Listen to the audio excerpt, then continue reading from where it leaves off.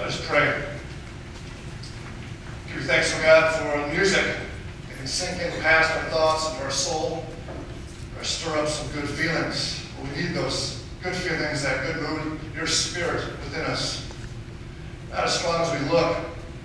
We need your word to guide us, your love to enrich us, your grace to empower us. So we come now to concentrate, to focus on our lives, what we might do, where you might touch us, not necessarily to improve us, to shape us, rebuild us, recreate us. For this opportunity and your grace, we give you thanks in Christ's name. Amen. Well, there was a psychiatry class, and the professor was beginning class, start out with the first of the year, and the professor was asking, saying, well, these are some extreme emotional states. And so he walked around the class and said, what is the opposite of joy? And someone said, sadness. And he went to another student and he said, what's the opposite of depression? And that student said, elation. He went to another student, had a big, tall cowboy hat on, Texas, and he said, what's the opposite of woe? That student thought for a moment, and he said, I reckon the opposite of woe must be giddy up. Probably work better in Texas, wouldn't it? You know what? There was a church that had max attendance, 600 people or so out, and at the end of the service, they decided they would have this time when some of the deacons would come forward first, and the pastor would invite others to come up for a prayer time, for healing, laying out of hands. So it was an open invitation. Men would come up, the choir would sing, while people came forward. Didn't know what to expect. Started coming out as a trickle, a couple people here and there, and then more. People limping or in wheelchairs, looked absolutely 25 years old, 35 years old, and strong, come up. Almost the whole church came up. They could not believe it. Pastor had started out that whole idea with the idea there's a lot of hurt in this room, a lot of brokenness, a lot of disappointment. They couldn't believe how many people responded just to that call. One of those who laid out his hand said, I thought I was going to hear things about physical ailments. What's wrong with me physically? What I heard, though, is so many people saying, I'm really overwhelmed. I'm depressed. I don't see much of a future for me. I'm anxious. So we prayed for that type of spiritual, emotional strengthening. It seems to me that we all have a certain capacity to handle what comes our way. You know what I mean? What comes your way? You have only so much capacity to handle that, though. But there is a tipping point that we all meet that's within us. And life is probably going to push you to that tipping point. For one way or the other, we're going to live too fast, too hard, we're going to take on too much, whatever it is, we're going to meet our tipping point. We only have so much capability, some perhaps more than others. Some are pushed farther than most of it ever be able to be pushed and survive and even maybe thrive. We're going to meet our tipping point in life. Not by plan, perhaps by accident, but it's going to encounter you. You're going to encounter it. You better find a way to get some help. To meet someone somewhere that's going to help you out. God, a friend, a loved one, your inner spirit. You're going to need it. Or you should need it. There's other ways of doing it too. There's ways of running away from it. Now in our story, that's what we encounter. Elijah has met his tipping point. That's tipping point. Too much. So he runs. The problem is, you can't outrun God. You really can't. Elijah runs. Takes off. And he runs. Like I said, he runs so far, he gets so far that he's got to leave a servant behind. He doesn't trust the servant. Maybe the servant will go off and tell Queen Jezebel where he is. So he leaves the servant behind and goes off behind his own. And there he is. I know there's like some four classic parts in being depressed and overwhelmed that Elijah shows us. Scripture is incredibly insightful. It doesn't all have to happen through science. Scripture has some of these things down 2,000, 2,500 years ago.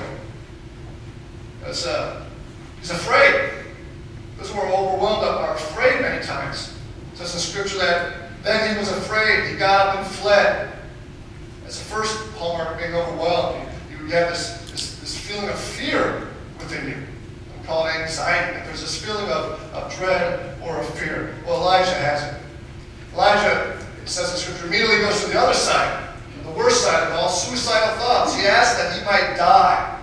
That's how bad it is for this man, Elijah. He asked that he might die. He said, enough now, O Lord, take away my life, for I'm no better than my ancestors. He sees no future. Nothing's coming his way. And so he believes, might as well end it here and now.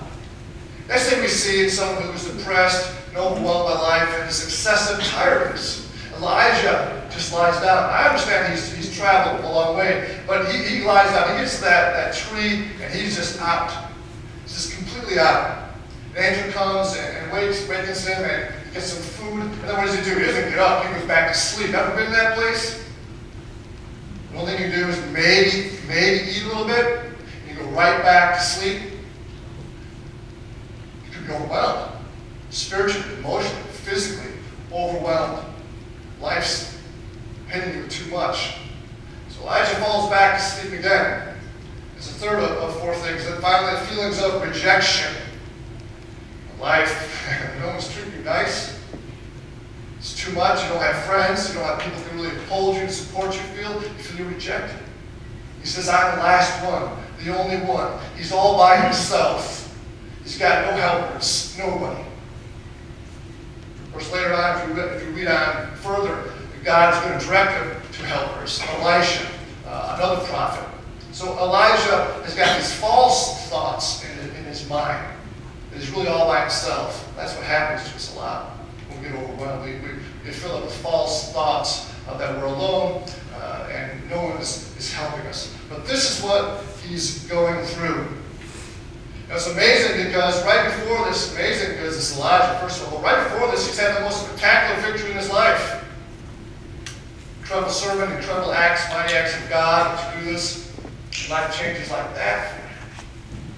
Nothing's guaranteed. Life. Nothing's guaranteed. It can happen at any moment. What God does, God doesn't say to Elijah, oh, you're too weak. Come on, sissy, man up here. You're a tough guy. There's nothing like that in here. Sometimes life hits you so hard, you're not going to be tough enough. There's no shame in that. There's no shame in life's troubles and problems overwhelming you. Each of us have a tipping point. God doesn't do that. God doesn't make fun of Elijah or say he should be able to handle this. First of all, lets him sleep, right? Just like we saw. Sort of is, sometimes you got to take a rest. Most of us are just way too active in our lives, running way too fast. Not all of us, but a lot of us are pushing life to the limit. Time and scheduling and sleeplessness. I think in the last 30 years, Americans have lost an hour of sleep in the last 30 years on average, just pushing us. And it could be something not physical, it could be like computer, TV, just draining our batteries. So we drain ourselves physically, emotionally, we get less exercise. You gotta exercise. You gotta take care of your body, God's temple. You have to take care of your body to feel good. You gotta take in and get those 30 minutes. Start feeling good about yourself. It's a great way of looking good, feeling better. But you need that help. We cannot run ourselves down to nothing. That's the things that I love about this story is that there's the angels. That's my favorite part.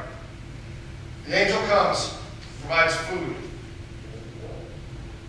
When we're really in trouble, we may not recognize that person who's helping us as an angel.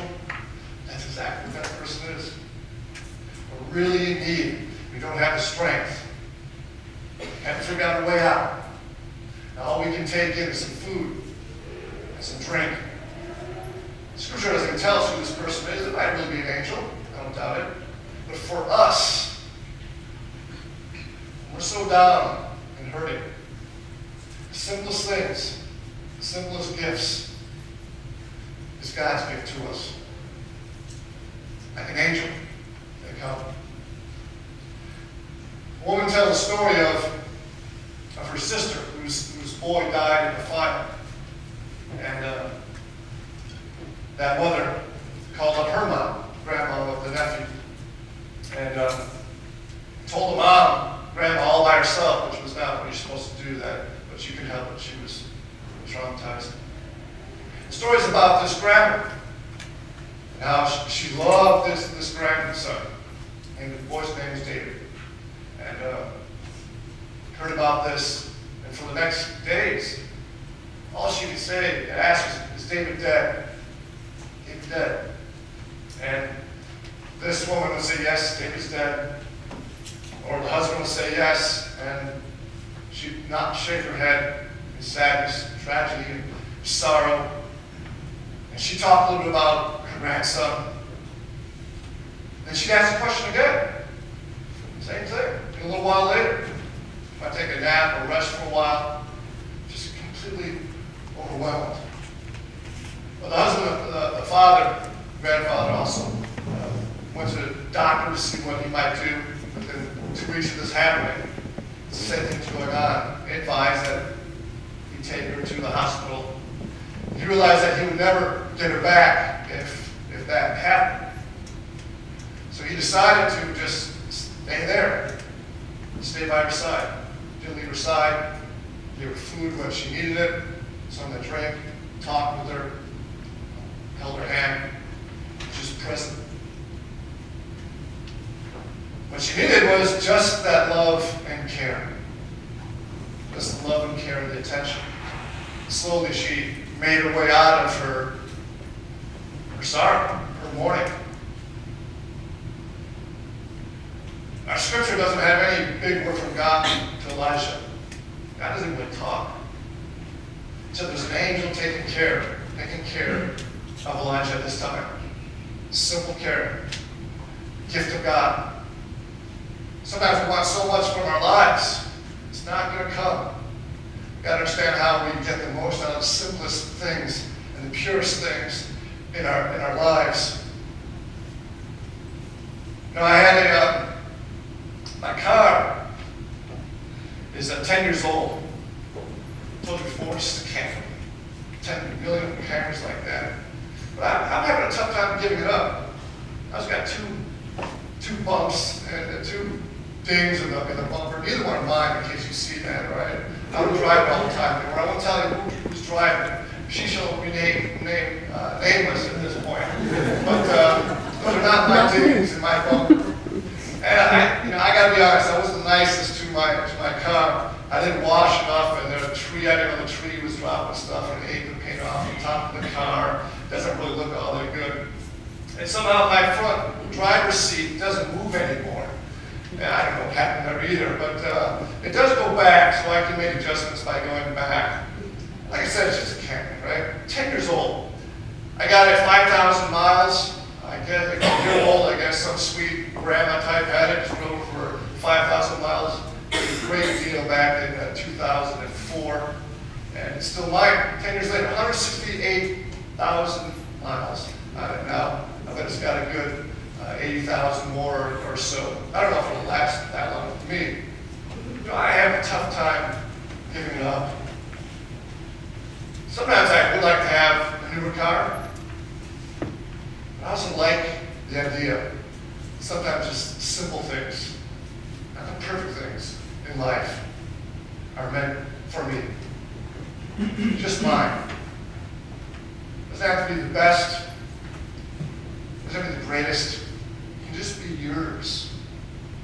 You know, when we're growing up, our expectations are that maybe we'll be the president of the United States or a princess or a sports star.